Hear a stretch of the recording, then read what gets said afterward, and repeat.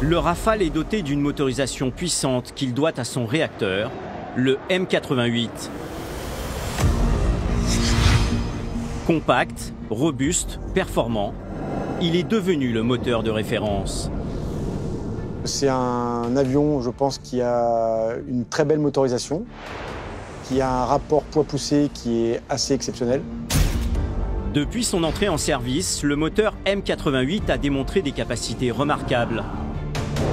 Il pousse l'avion à des vitesses supersoniques, allant jusqu'à 2200 km/h, soit 2 fois plus qu'un avion de ligne. Ses accélérations sont foudroyantes. Le M88, c'est à peu près l'équivalent de 65 Formule 1. Donc vous en avez 2 sur le Rafale, je vous laisse imaginer la poussée que vous avez. Il y a 2 moteurs à post-combustion et chaque moteur pousse à 7,5 tonnes, donc ça fait à peu près 15 tonnes de poussée.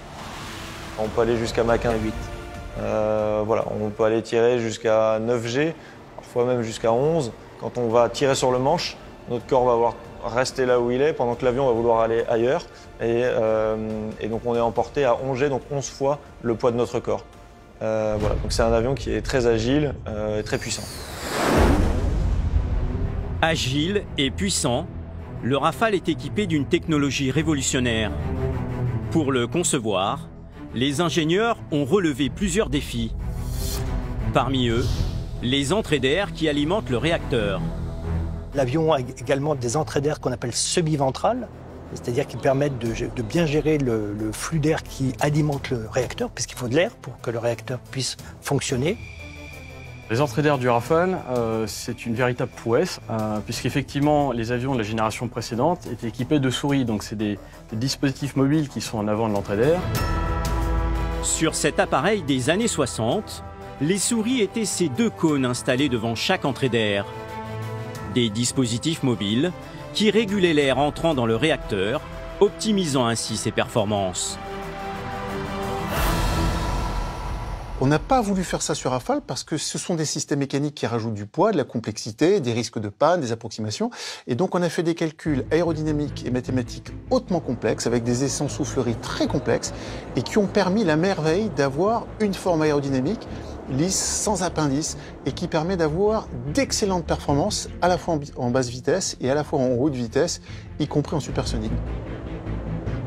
Avec cet ingénieux système aérodynamique, domptant la vitesse de l'air qui arrive au réacteur, le Rafale profite pleinement de toutes les possibilités de son moteur.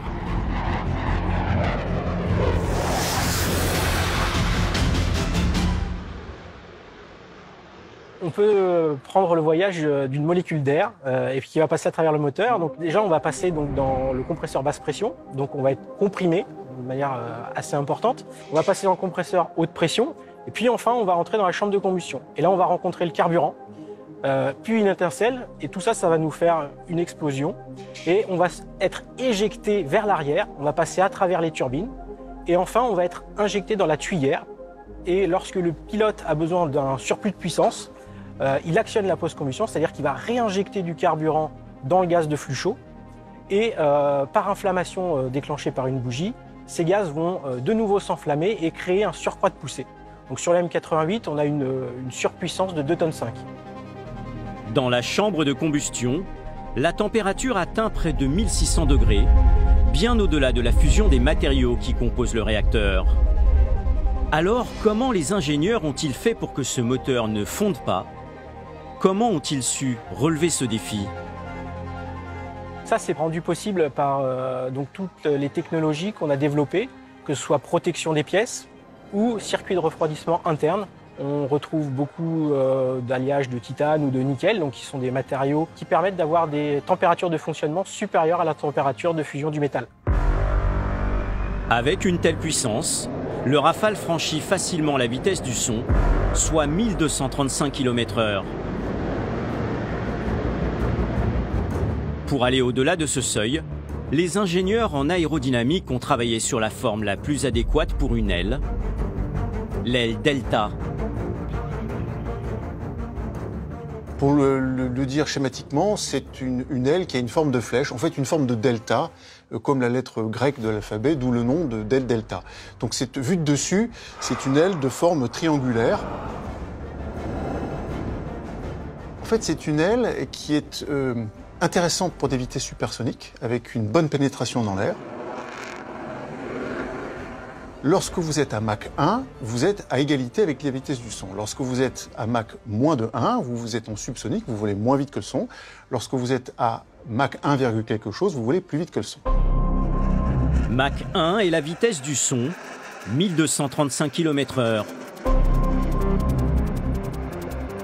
En se rapprochant de cette vitesse, un aéronef va générer un écho qui se propage dans l'air sous forme de sphère croissante. Se dessine alors un triangle qu'on appelle le cône de Mach. Lorsque l'avion atteint la vitesse du son, deux cercles se superposent et créent un mur, le mur du son. L'aile delta est un peu comme une clé qui va ouvrir une porte.